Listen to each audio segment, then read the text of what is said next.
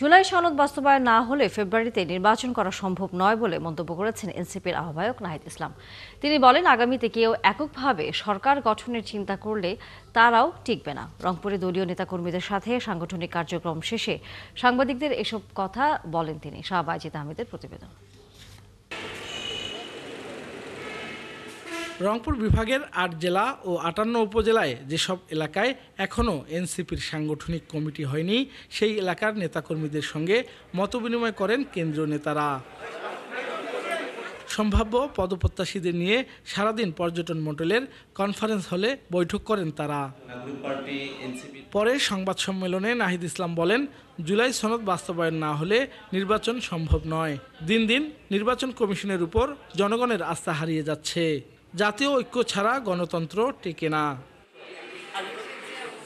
তিনি আরও বলেন, গণভোটের মাধ্যমে সংবিধান সংশোধনের যে প্রস্তাব ঐক্যমত কমিশন দিয়েছে তা নিয়ে কোনো প্রশ্ন নেই। পরবর্তী সরকারকে এই সিদ্ধান্ত কার্যকর করতে হবে, না হলে সংবিধান স্বয়ংক্রিয়ভাবে সংশোধিত হবে। এমন প্রস্তাবেও সমর্থন জানিয়েছে এনসিপি।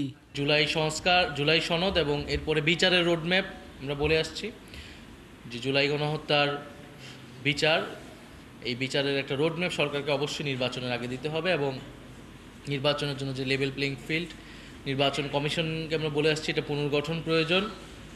নির্বাচন কমিশনে জনগণের এবং রাজনৈতিক দলের আস্থা হারাচ্ছে এবং ফেব্রুয়ারিতে নির্বাচন হতে হলে আসলে এই বিষয়গুলো দ্রুতই সমাধানের দিকে যেতে হবে এবং আমরা আশা করব যে আমরা দ্রুতই সেই সমাধানের দিকে যেতে পারব।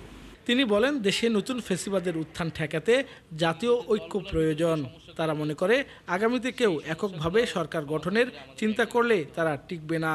এখন কেউ যদি মনে করে যে সে এককভাবেই সব নেতৃত্ব দিবে অথবা সরকার গঠন করে ফেলবে, এটা আসলে সম্ভব হবে না।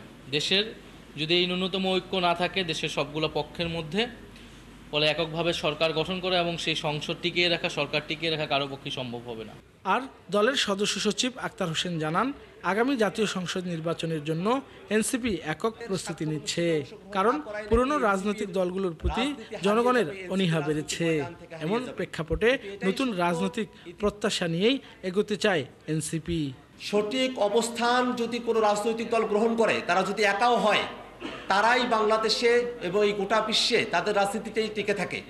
আমরা সেই অবস্থারই একটা পুনর্ব্যক্ত মঞ্চায়ন আমরা দেখতে পেয়েছি। জাতীয় নাগরিক পার্টি জুলাই সনদে স্বাক্ষর না করলেও যে দাবির প্রেক্ষিতে আমরা স্বাক্ষর অনুষ্ঠান থেকে বিরত ছিলাম, সেই দাবিগুলোকে নিয়েই পরবর্তী সময়ে আলাপ আলোচনা হয়েছে এবং জুলাই সনদ বাস্তবায়নের পথ আমাদের কাছে জীবন্ত থেকেছে।